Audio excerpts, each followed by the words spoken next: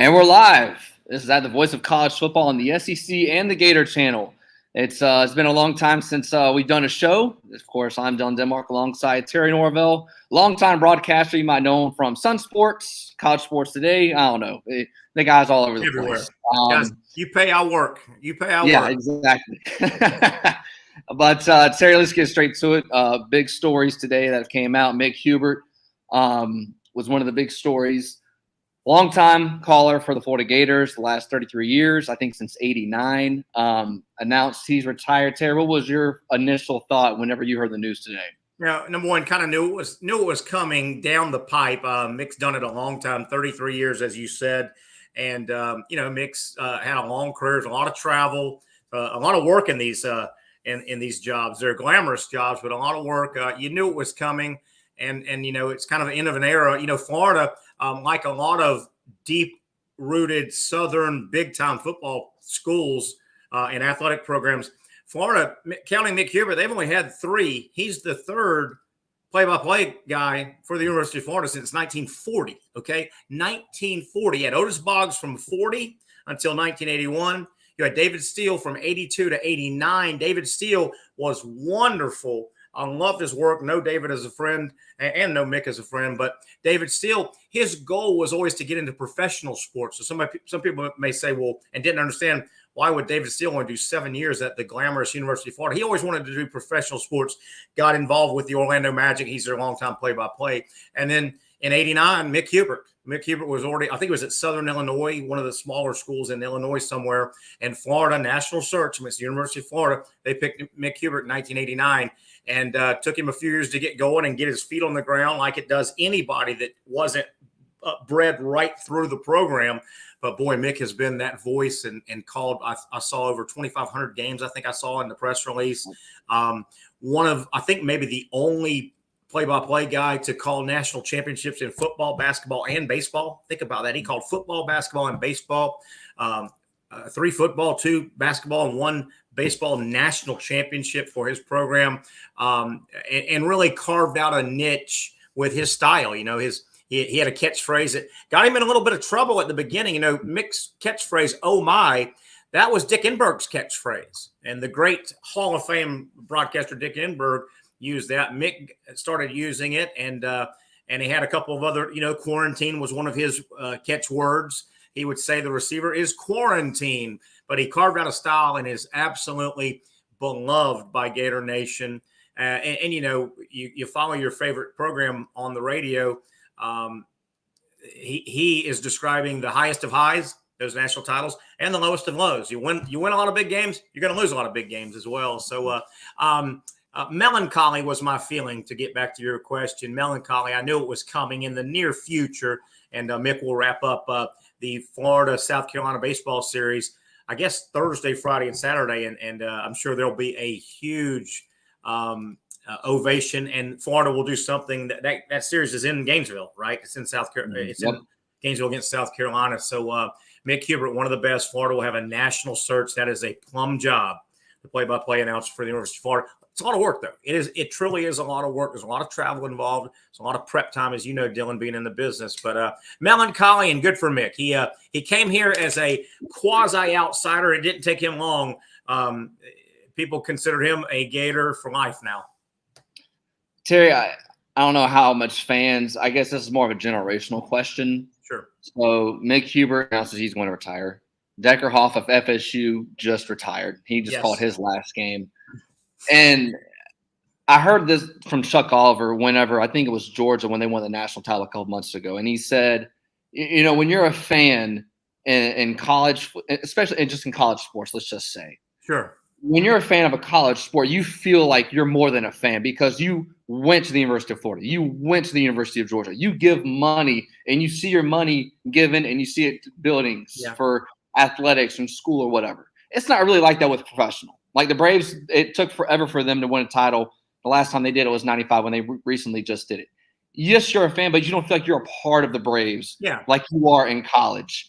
And to go kind of to what like this is with radio, with Deckerhoff and with Hubert, I mean, for you, like this is part of your childhood. Like this is how you listen to games. Like kids now, sure, you don't have that anymore because of television. Yeah, well, keep in mind, radio had a couple of 2 or 3 decade head start on television. Television became mainstream in the 50s. Radio, I told you, Otis Boggs started at Florida in 1940 as the play-by-play. So radio had a several decade head start. Don't forget, before cable television hit and gave you massive number of channels that you had to fill with programming, including sports. Way back when, before cable television, in that late 70s, 80s, it started permeating our country in the early 80s, cable television. Way back before then, you followed your team, maybe your college football team, 7 of your 10 games, you followed them via the radio. So that guy painting the picture with radio, you have to paint the picture. I don't see it as I'm listening to it. That really entwined you with hopefully a good radio play-by-play guy for your program. Number one, I think that's where the beauty and the love affair between the radio and a good play-by-play guy has to paint the picture. It's just a different game, and we're losing that era, unfortunately, I think, a little bit. Radio is going away, okay? And just audio is going away. You can visually see so many things. So we're going to lose. Mick Huber is this is the final 3 or 4 years. The rest of them are going to die off or retire, that we're truly paint the picture radio guys. And that is a skill. Calling a radio game, as you know, Dylan, or a radio sports broadcast is totally different than a visual television, whatever you want to call it, computer, phone. Totally, totally different. So we're losing an era. I think it's a little bit sad. It's just progression. It's just progression. It is ironic, though, I think, that you mentioned also Deckerhoff retires. Basically, Deckerhoff and Mick Hubert, the Florida State longtime play-by-play guy, and the Florida longtime play-by-play guy. Deckerhoff is a Seminole through and through who graduated from Florida. He's a Florida guy. I don't know if you knew that. Gene Deckerhoff went to the University of Florida. David Steele, who Mick Hubert took over for, David Steele, University of Georgia guy. He graduated from Georgia and called 7 years at Florida. But yeah, we're losing the era of the paint the picture radio guy. The John Wards at Tennessee, touchdown Tennessee, the Power T, and the Larry Munsons who we lost a while ago, and just about every major, let's just say SEC, if you wanted to look it up, just about every SEC sports program had a Mick Hubert. It was Larry Munson. It was John Ward at Tennessee. It was K. Wood Ledford at Kentucky. Jack Cristal at Mississippi State. People don't know much about it because they weren't winning national titles. Guys, the era of the 40-year broadcaster is coming to an end because that really translates into radios. But we're going to see more. There'll be a handful more of the Mick Huberts at some of the big places, and then they'll be gone. Terry has changed subjects. Nick Saban and Jimbo Fisher. Wow. I think if I don't know why, but I'm thinking of Real Housewives of just two people going back and forth. So just catching up, Saban has a comment saying basically these A&M's been buying all these players. They got 8 5-stars in the offseason, and Jimbo's saying, good grief, he made this very personal today with his press conference. This is the only thing I'll say about the two. Jimbo is right. If I had to pick a side, agree. Everybody's playing under the same rules right now that we know of on May 19th on this Thursday afternoon. This is the one thing I'll say, Terry, that I haven't heard yet.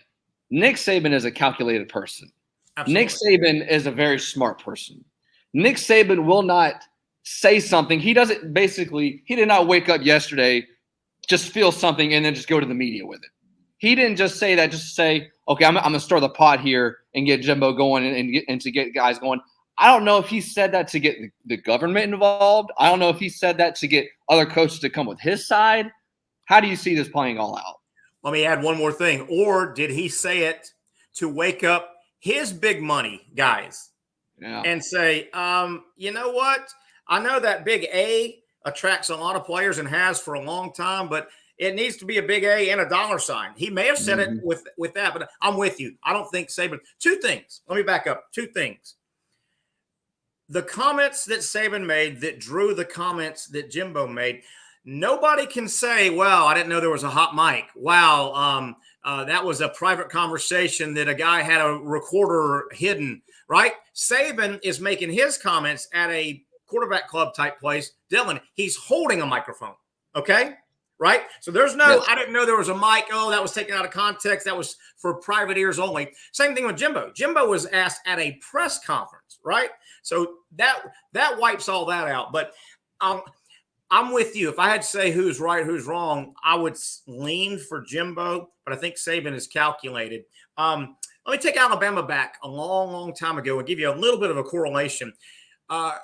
Late 60s, early 70s.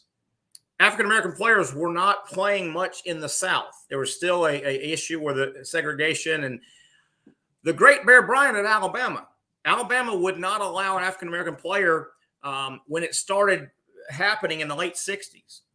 Bear Bryant saw where it was going.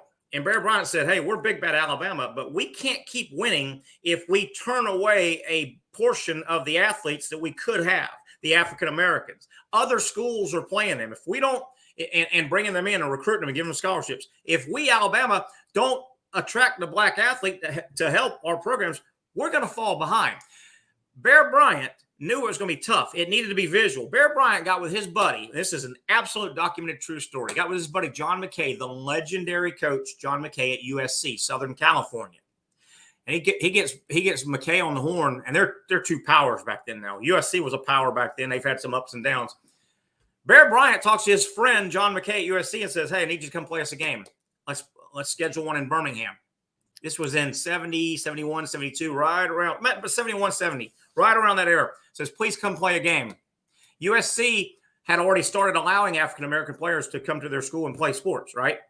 Bear Bryant pretty much knew that USC and a star running back named Sam Bam Cunningham was going to roll into Birmingham first game of the year and put a knot on Alabama's head. And they did, to the tune of 42-21 in front of the crowd in Birmingham and the prideful state of Alabama. And it served the purpose. Not long after that, Alabama started admitting the African-American. I think Saban may be doing a little bit of that, using the pulpit to get something. Now, what hurts Saban a little bit, if you take him at his word, he's accusing Jimbo of doing something that, number one, is legal right now. Right? It is legal. The NCAA, Saban complained about the NCAA not stepping in, nobody having rules. The NCAA can't have rules. They have no jurisdiction until, unfortunately, the government gives the NCAA and makes some laws of the land. But Jimbo is ahead of the game a little bit. Don't forget, Nick Saban has been ahead of the game in a couple things that even got wiped away. Remember when Nick Saban, he was ahead of the game? You can't visit with kids. You can't have contact. Nowhere was it written 10 years ago that Skype was part of that. So Nick Saban had a year where he got to Skype athletes before anybody said, wait a minute, that's contact. It doesn't say Skype. Alabama didn't get in trouble, but the NCAA said Skype is now considered. He had what we're doing for a year before the other schools started doing it, and then they wiped it out. So the Skype, and don't also forget, Dylan, who was way ahead of the game using the rules that are in place. Who was way ahead of the game with the analysts? Or make that 40 analysts. Nick Saban was the first guy to say, wait a minute, there's nothing that says you can't have 40 analysts if we want to pay them. So I'm with you. I think Nick Saban did this for a message. My God, how fun is A&M and Alabama coming up in the fall? That's going to be a lot of fun. Yeah, that's the game is scheduled. Let me throw one more other thing in, Dylan. It's not like Jimbo, Mr. Sour Grapes. He beat Alabama the last time he played them. Yeah. Right? He beat him the last time he's played him. So I can't – no, that is going to be a monumental must-see TV game and pregame and do they shake hands and all that. Can't wait. Can't wait. But you don't see two – my biggest knock with interviews in sports with players and coaches, they generally don't say anything. My boys said a lot today and yesterday. They said a lot. Yeah. The game is scheduled for October 8th. And the reason – yes, it is. Year. Yes. The only reason I think Saban said this was because, one, I think he sees A&M is obviously a factor. Like if A&M was, Mississippi State, I don't think he'd be saying this. He's getting the best recruits to the recruits that Alabama really wanted. Yeah. And three, So it'll be really fun to see. Terry, any final thoughts before we sign off here on this afternoon? I missed that last Hey, I part. don't know if you heard me. Any final thoughts? Any final thoughts before we sign off here between Mick and Saban? Well, let me give you your final thought on this A&M and Alabama thing. You know who I would love to see what they're thinking? The program I'm going to bring up, they're doing this right now. Texas, the Texas Longhorns, they're loving both of this because A, they hate Texas A&M, and B, they know they got to wrestle Alabama. They're loving this. This is your two enemies fighting. I mean, the University of Texas is loving this right now. And by the way, I can't wait until those two come in. We were talking on a show I was on the other day, diverting real quick. When Texas and Oklahoma come in, do you realize how good the Oklahoma athletic program is? I mean, you know how good they are in football, and they're always close in football. Oklahoma went to the Final Four in basketball in 2016, okay? Oklahoma's softball team is a defending champions. They're a power. I mean, you could go on and on. Baseball, football, basketball. Oklahoma's going to roll in the SEC, and it's going to be fun. Texas better catch up, but the Longhorns, you know they are loving this A&M Alabama spat that's going on. Yeah, and one final thought: SEC meetings in a couple of weeks in mid-July. You get those two in a room, and then I'll throw in a smart Alec Lane Kiffin. Oh man! And how great would that be? Those two, and then Lane Kiffin right in the middle, just looking left and right, and hey guys, how we doing? Oh, you think he'll stir it up any? And shame on me, I should have done this before. Oh no, not at all. I should have looked up the SEC. The media days are July 18th, like 4 days starting the 18th. And the pairings are already out. I don't know if Alabama and A&M are the same day, but I can hope. I'm going to look when we get done. I hope they're the same day. Oh, that would be fun. Oh, would that be fun. And you know, people, for the ones that are in our business, usually it's a whole week, and usually pick a day or two. Like, all right, I'm gonna get Saban Thursday, and you know, Mike Leach is Friday. Well, now you're gonna be forced to go all week if you split them up, you know, beginning and end of the week. So who knows? It'll be fun. It'll be great. Great media. And you know, Dylan, short of maybe the SEC officially announcing when Oklahoma and Texas are coming in, short of, knock on wood, I hope this doesn't happen, some type of tragedy, short of something really, really major in and around the SEC, there's your story number one. And that's going to be the dominant story when football rolls back around, and we consider football rolling back around at the start of the SEC media days. That is topic one. Oh, you're going to get sick of hearing people ask different ways about Saban and Jimbo. Oh, my goodness. It's going to be fun. Yeah, absolutely. I'm Dylan Denmark. Thank you to Terry Norvelle with College Sports Today, and you've seen him everywhere on the state of Florida, formerly with the Sun Sports, and I could go on and on. Catch me. Got a new job, people, 8 to 10 on 1010XL with Hacker After Dark producing. Pushing all the buttons. We'll be talking, of course, about all this with Saban, Fisher, Mick Hubert, and whatever else is going on in the world of sports. So, Terry, appreciate it, and we'll talk soon, man. Thank you, buddy.